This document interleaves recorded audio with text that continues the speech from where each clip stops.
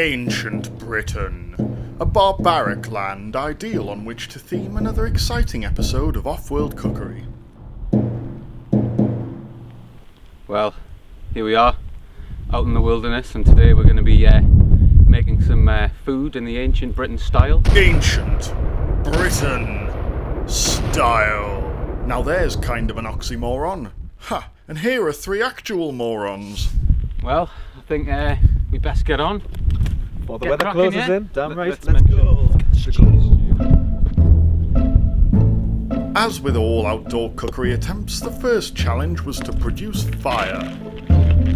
Using 100% authentic ancient methods, the bummers utilised every flammable material available of the age. Today's filthy British feast would consist of goat leg stew with a starter of shit soup and giant cheese dessert, all the while fully appreciating the true importance of fire. It's important. And with fire secured, it was time to prepare today's dinner. Well, what we've got for dinner today is a lovely bit of goat's leg. It's a nice hefty piece, very dark colour on there. It's always important to have very sharp cutlery, otherwise you'll never cut through the meat, so first things first. Should do. We want to cut it away from the bone. I'm going to start up here. In total safety, Chico stripped the meat from the bone in what was clearly a state of ultimate hygiene.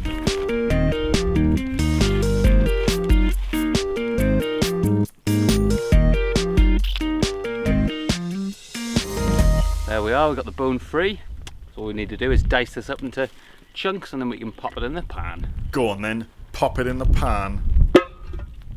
Right, now that's off the bone. Just need to cut it into squares or fucking oblongs, whatever you want to call them. Something that you can fit in your mouth without having to chew too hard.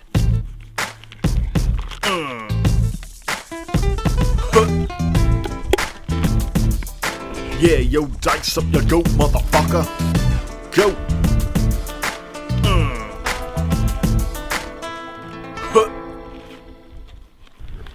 In the ancient times, this would probably feed a family of 10 for a week, but today's standards, it's just about enough for 3 fat blokes. Go. With the goat now nicely diced, it was placed on the fire to brown, bone and all. No wastage for the ancients. Meanwhile, Paul began preparing his fucking soup, starting with potatoes. I'm just getting the shite off these potatoes because they're a little bit green. And if truth be told, I found them in the bin. But as Chico looked on, Paul skinned his spuds in a less than impressive fashion.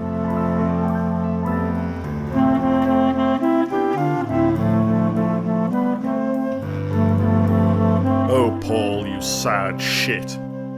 Now behold true technique.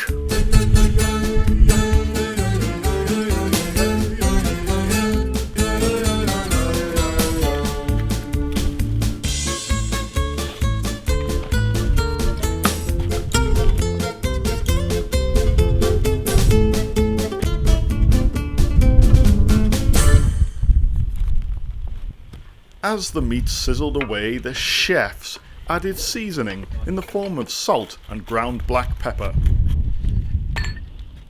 Having included the diced onion, it was then time for bone water. Look at it. You know, a goat used to stand on that. Nevertheless, such barbaric means were nothing if not authentic. this is the least authentic British cookery expedition I've ever been on. Oh yeah, and how many have you been on, dickhead?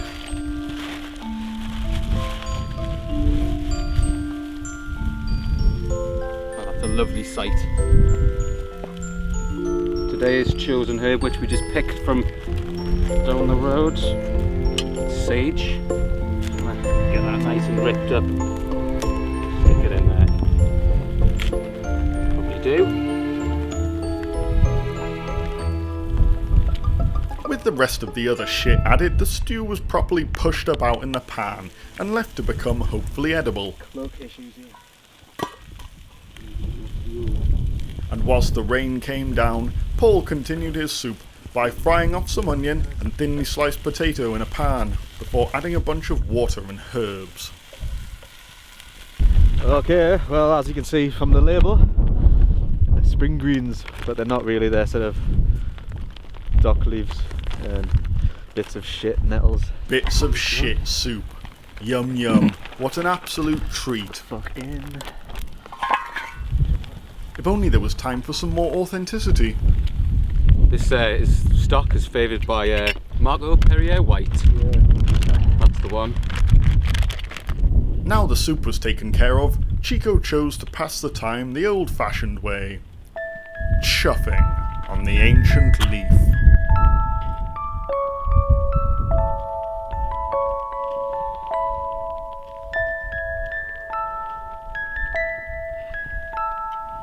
Sometimes I wish that ancient Britain was a bit further south.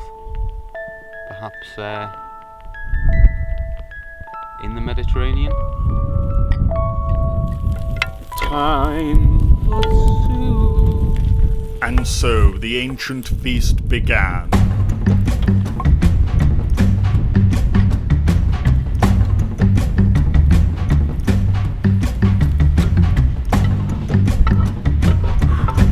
I think we're all ready for this. Oh yes. Delicious.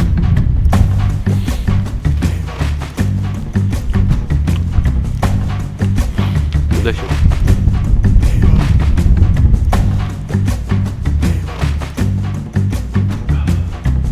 Decent. Yeah. Maybe these ancient Britons weren't so stupid after all.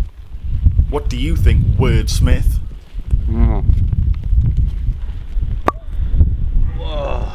With a delicate vino quashing their savage ways, the men began to appreciate more than mere survival. Fashion.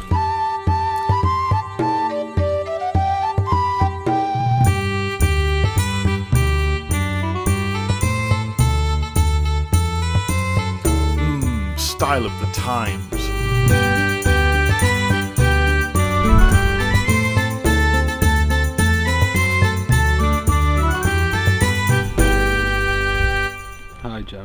High they were, and with homemade bread nicely warmed, the joy of stew was upon them.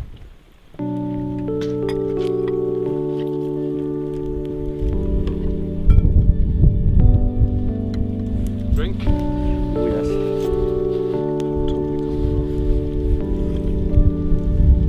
As if by some kind of ancient miracle, the rain gave way to sunshine, and there was much rejoicing, mostly with goat, and some kind of anonymous ale.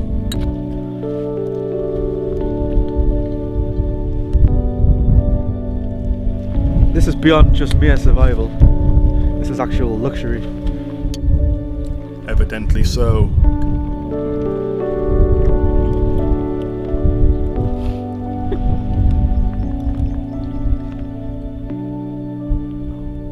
But what would a delicious stew be if it wasn't followed by an absolutely fucking massive cheese? I'll have a bit of bread.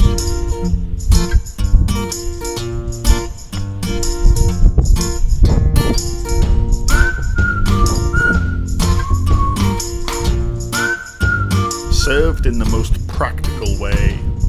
Hacked at with wood.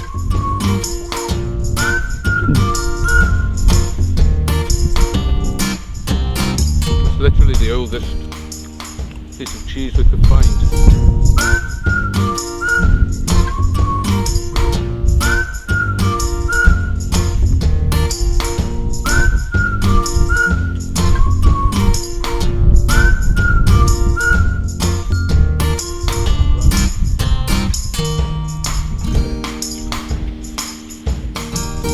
Bloody good.